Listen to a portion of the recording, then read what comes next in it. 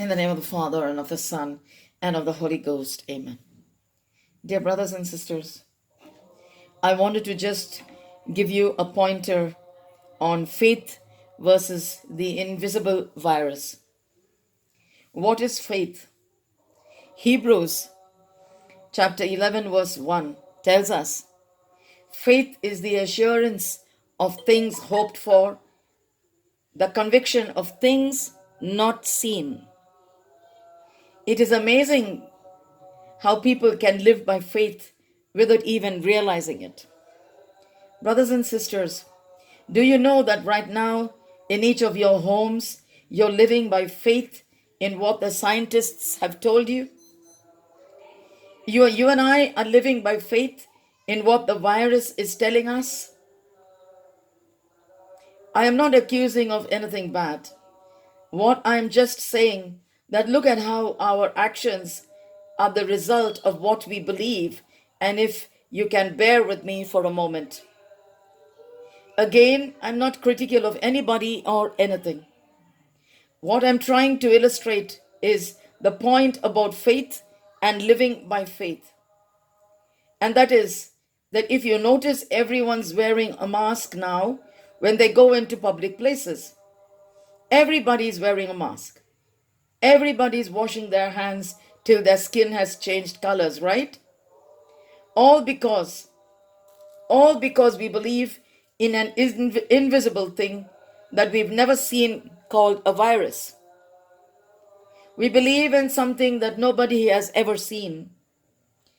Have you seen the virus? Have I seen the virus? Have we seen the virus? No. But we are wearing a mask. You and I are wearing a mask. Have we seen the virus? No. But we are staying at home.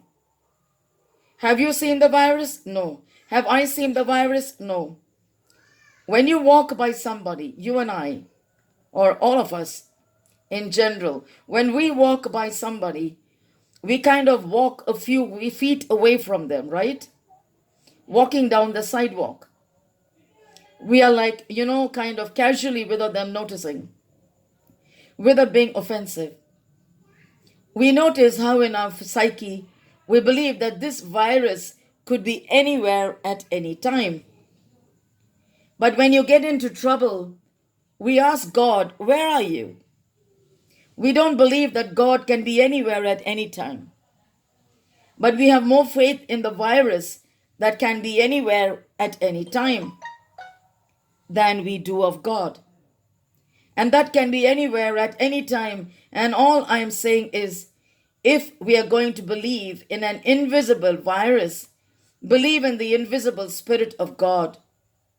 Believe in the visible promises of God. Believe in the visible things that God said to believe in. Brothers and sisters, because that's what's going to cause us to experience peace and joy and victory in every area of our lives, where we walk by faith and not by sight. And we are walking by faith with a virus. Everybody's got their cool mask, the skeleton mask, the bank robber mask. Everybody's got to being creative with our masks, and in some ways having some fun with it.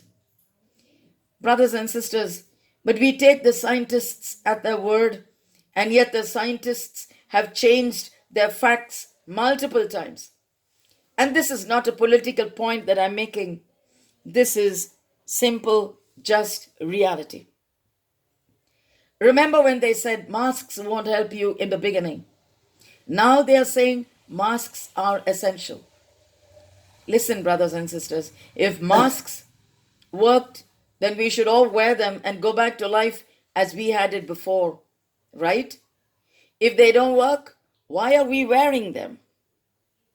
Brothers and sisters, the point is that we are taking the scientists' word, and yet we examine and question and doubt and challenge God's word.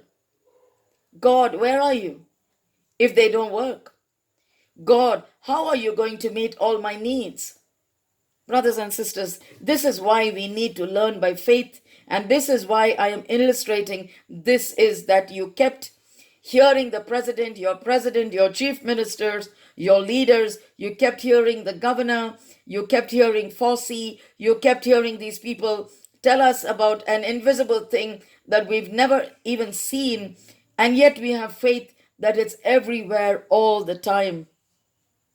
And wherever you go, you may just run into it.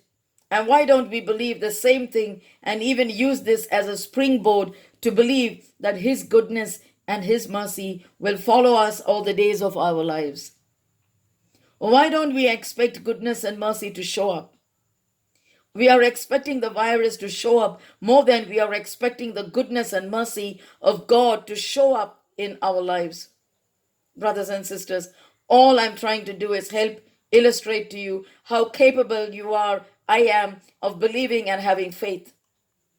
So don't now bail on believing God's promises when you believe a scientist that gives you inaccurate facts and then changes the facts, and then you believe him again.